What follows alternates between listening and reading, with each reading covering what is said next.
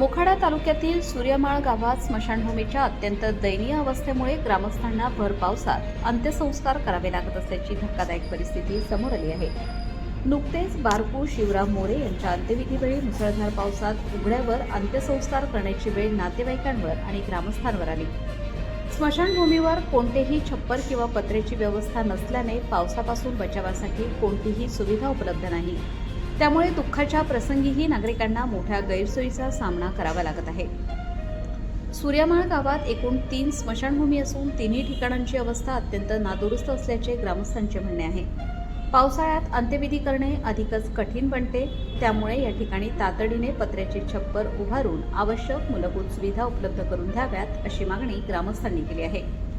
माणसाच्या आयुष्यातील शेवटचा प्रवास तरी सन्मानाने व्हावा, निदान अंत्यसंस्कारासाठी आवश्यक सुविधा प्रशासनाने उपलब्ध करून द्याव्यात अशी भावना स्थानिक नागरिकांनी व्यक्त केली आहे। आता तरी स्थानिक ग्रामपंचायत, संबंधित शासकीय अधिकारी आणि लोकप्रतिनिधी या गंभीर समस्येकडे लक्ष देऊन स्मशानभूमींची दुरुस्ती व छप्पर उभारण्याचे काम तातडीने हाती घेतील का, असा सवाल ग्रामस्थांकडून उपस्थित केला जात आहे।